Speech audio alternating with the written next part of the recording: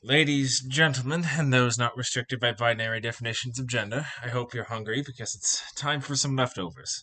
This recap for the arc, Big McLargeArc covers episodes 20 to 29 of Into the Gridge. Once more enjoying the afterglow of a successful adventure, the crew set off to explore more of what this wonderful city had to offer. They went to a few more exciting shops, and Glunkus managed to steal a rather unstable but potentially powerful codpiece. However, things suddenly took a turn for the worse as Maureen got off on the wrong foot with a powerful shrimp who ran a magic shop. The crew got separated in their escape from the scene, and a few ran into some friendly-looking recruiters for the Church of Fortitude, and were invited to a mass meeting to see what the group was all about. Luckily for them, they wouldn't need to go to the meeting, as Big was already more than familiar enough with the group.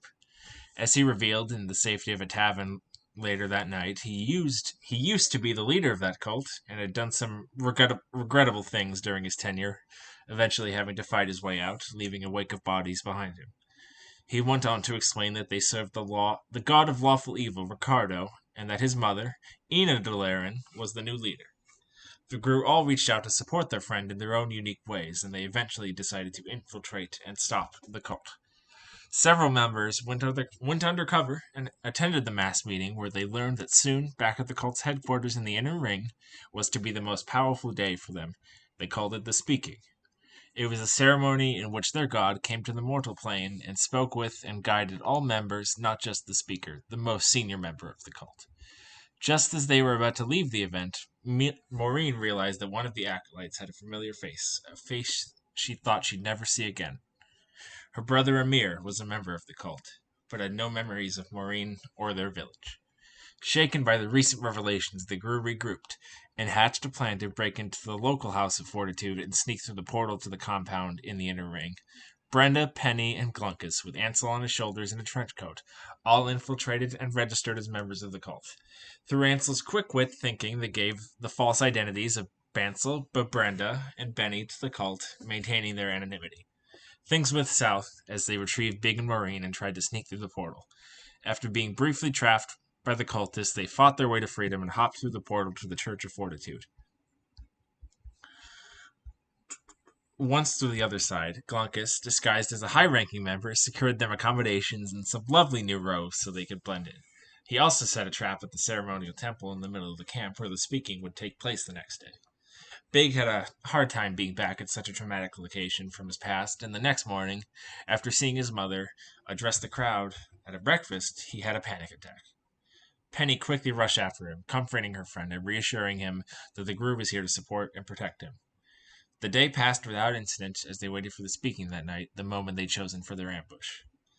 With the entire cult gathered together to witness the speaking, Maureen unfortunately realized that her brother was one of the acolytes chosen to help in the ritual.